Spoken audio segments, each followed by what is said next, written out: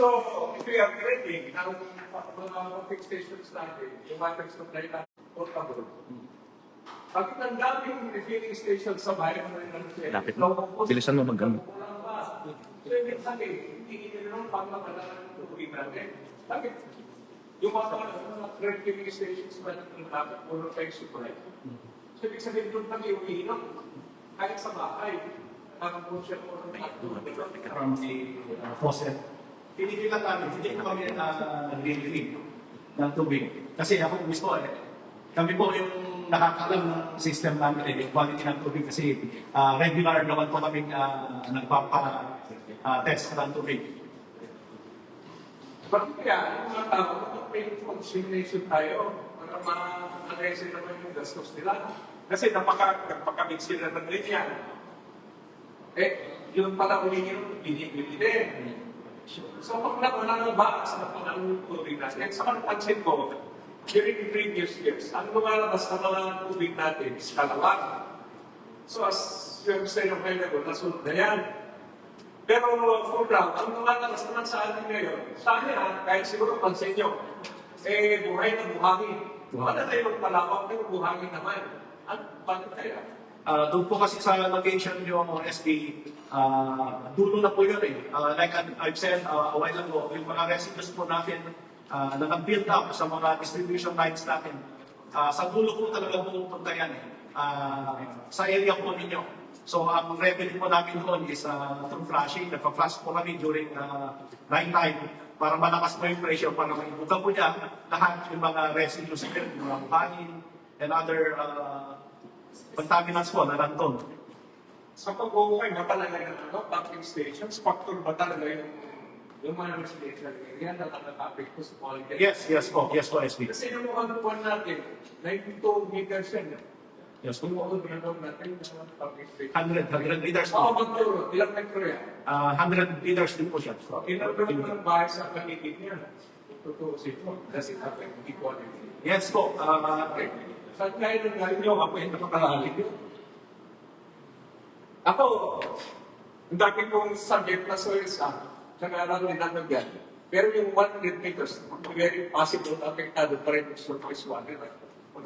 Yes, may possibility pa rin po na pupunta yung mga contaminants doon sa kailan lang naman yun. Yung sa turod. Kung 100 meters yan, kailan lang hinukay yan, kailan lang nagkabahay yan. Kung ngayon, baka may bahay dyan, wala pang 50 eh. Paligid and now, very odorous. Saan kayo niya nakuha yung amoy niya? With that 100 meters na lalim. Bakit kayo? Bakit mabaho recently naman, wala namang mga bahay doon. Open area naman yun. One more thing na napansin ko din po doon sa pumping station na yun is nakapaligid po sa kanya is bukid. So yung mga insecticides na ini-spray po ng mga magsasaka po natin na nasisipsip po ng ano natin yan, well natin. Kasi ang mga well kasi natin, yung sarili natin na well, nung wala pa yung mapan natin, water system natin, yung mga 6 meters lang, pag-hukay ka ng tubig na, sino si Manong Leandre, sila yung natin, sanitary inspector. Pag ini-inspect yung mga bomba doon, ang nire-require niya, nire-reject niya yung 6 meters, it should be 12. Mataas sabi niya, para safety yung tubig. So, sanitary inspector na yun na pinag-aralan niya talaga. Nire-require na yung 12 meters. Mas more yung 100 meters na sinasabi natin, nagkakaamoy yun, nasisira. Naman tinanong question din siya, sabi ni siya, Vice Mayor, solution, ginagawa niyo naman ng solution anyway, okay na yun siguro. If that is the problem, my solution, as you said a while ago, rinatry niyo na isolve lahat yan. Thank you very much. Okay na yun, di ba? Salamat po.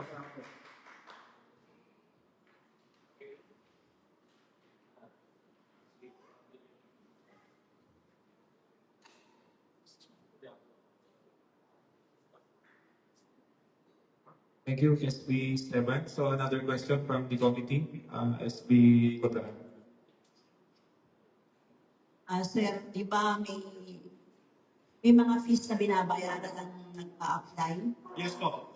May inspection fee, di ba? Registration fee po. May Yes. registration, tapos inspection fee.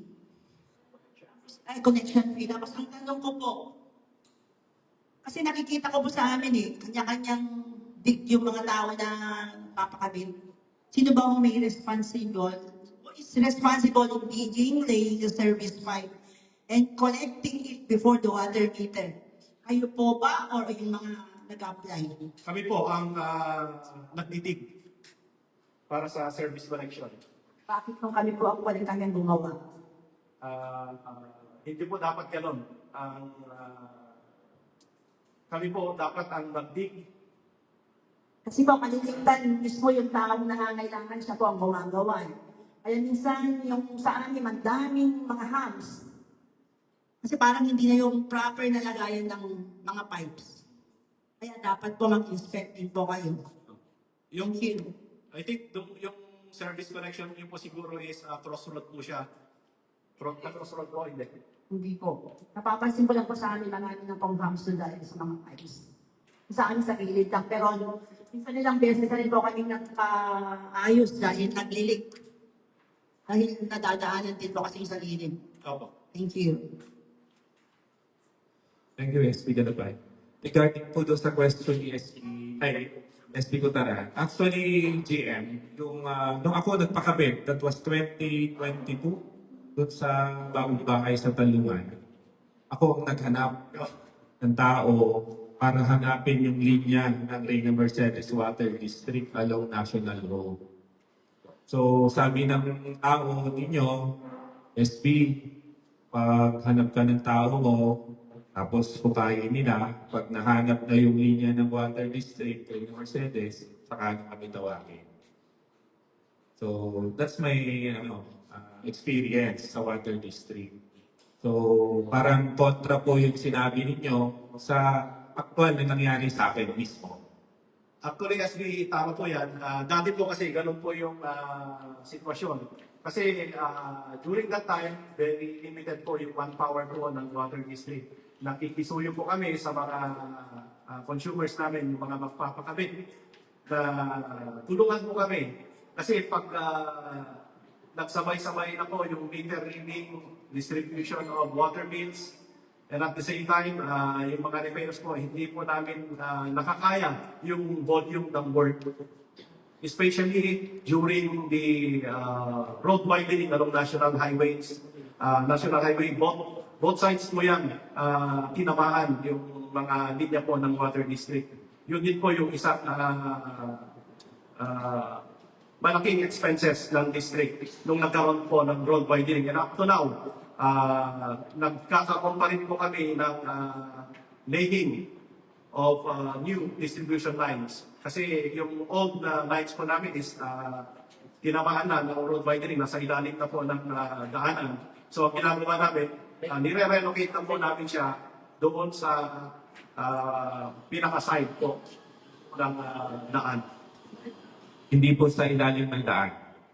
Medyo ba sa Like po, so lahat, GM lahat na ng linya ng Water District, wala na po doon sa ilalim ng daan. Nasa spirit na po. Meron pa po, existing pa rin po yun, yung sa ilalim ng daan. Kasi as of now, hindi pa po namin nakukompleto yung interconnection namin. Yung mga linya po namin ng distribution lines. Kasi inuunti-unti po namin yan. Kasi hindi po namin kakayanin yung one-time, big time na bibili ng mga yung PVC pipes para po sa amin. Imagine kung 7 kilometers po yan from doon sa boundary ng Nagilyang up to, ano po yan, up to Purbasanong, both sides. Napakalaking expenses po ng Water District. Kaya po inuunti namin. Yan po ay district fund. Hindi po kami umutang para dyan. Sarili pera po ng Water District ang ginamit namin yan. Which is napakalaking burden po sa amin yan, yung road widening projects na yan. Kasi wala naman pong binigay si DPWH para sa renovation ng mga pipelines na yan. Yung program po sila ng road widening projects natin. Okay, thank you, GM. So, yan, nasagot na ni manager. So, ngayon po, manager, pag may bagong magpapakabit, hindi na siya mag-hire. Yes, Mag-hukay para makita yung linya ng water district. Yes po. Oo, kasi baka manager, mamaya pag naghuhukay siya, may tamaan siya. Madi-disrupt na naman po yung other distribution ng linya-linya. So, another question po? From the committee? Okay. So, siguro last question na to para makapagsalita yung other resource person natin. SB Galabay. Thank you, Chair. GM, magtanong naman ako tungkol sa financial aspect ng RMWD. Bakit nagkakaroon ng pagkakamali sa billing? Sa billing niyo sa mga concessionaires? Sometimes po, nagkakamali po talaga sila. Inaamit po namin yan. During meter reading, may mga instances po kasi na yung mga water meters natin, which is agent na po, yung mga water meters natin yan. Yung iba, nasa 15 to 20 years na water meters. Yung iba po is nag-moist. Hirap po yung mga, natin yan, mga meter readers natin. Kasi nag-moist po sir. Especially pag umaga, nag-moist po yan. So, pag in-encode po yan sa system, sa billing, nagugulat po sometimes si consumer kasi sobrang laki na po yung babayaran niya. So, pag gano'n naman po yung mga instances, bine-verify po namin ulit. Inuutusan namin si meter reader para i-verify yung reading kung nakita niya na mali talaga yung reading niya. Naka-amend naman po yan sa system. So, pinapalitan po namin yan. GM, excuse me. Maliban dun sa error sa reading, dun sa computation nung sa per cubic, ay hindi parehas. Kasi ako, di ba, naranasan ko rin po yan. Ako, nung mga 3 years ago siguro, na kung saan kinompare ko yung billing, ay masyadong mataas yung parang naging 36 plus 36 pesos per cubic. Sabi ko parang intentional? Or ano lang? Hindi po intentional Oo. yun na SB. Now, ang tanong ko, GM, ano ba yung proseso ng pagbibigay mo? Yung bakit nagkakaroon ng gano'n? Ang tanong natin dyan, paano na kung yung concession nila ay hindi niya alam, magbabayad na lang siya ng gano'n. Tapos, halimbawa, ilang concessionaires yung may ganung mga insidente, kawawa naman sila. Paano po natin, bakit nangyayari yung gano'n? Actually, mapapansin naman po ng mga consumers natin kung sobrang laki po yung consumption po nila. Tinatanong po nila doon sa cashier namin bakit sobrang laki po ng babayaran po kayo compared sa last month. So, pinapa-verify po namin ulit yan kay meter reader kung tama po yung reading na kinuha niya. So, kung na-find out na mali nga yung reading, ina-amend po namin yan. Pinapalitan po namin. Hindi po kasi minsan GM, hindi yung meter reading ang problema. Yung mismo yung computation. Yung computation po, Kasi minsan po, nagkaroon ng ganung insidente, tinignan namin yung metro, tama naman talaga. Now, bakit kaya yung computation nung sa per cubic, may ganung mga mangyayari? may certain, po yan bracket. Pag 0 to 10 po, which is, yan po yung minimum namin, 175. Pag lumampas na po doon, pag 11 cubic, may additional na po yan, 11, 12, tapos if ang consumption mo naman is 20, ibang bracket na naman po yun. Away po ako dun, GM. Ang tinanong ko, hindi lang ganun. Parang mablog pa siya ng 30 plus, parang yung gano'n niya. Pero yung consumer, yung concessionaire, minimum lang sila. So, ang nangyari sa amin, hindi lang yung ako, yung kapitbahay, kundi marami pa.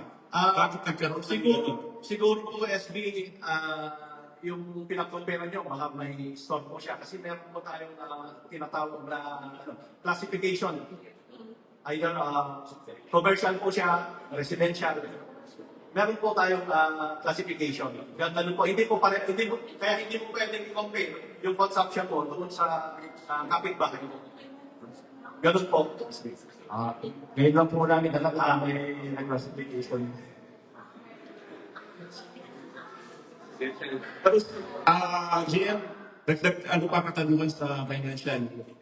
Di ba meron po kayong mga surcharge, penalty at saka mga reconnection fee? Yes po. Na inabot sa mga concessionaires natin.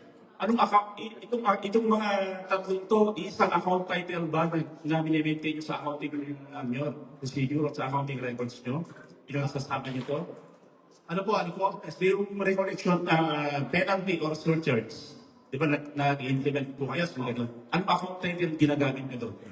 Sa inyong pong accounting Entry. Sa accounting yes, entry. yes. Napupunta po siya sa accounts receivable. Accounts receivable. Yes. Pag nagbayad ang bakit accounts receivable? Separate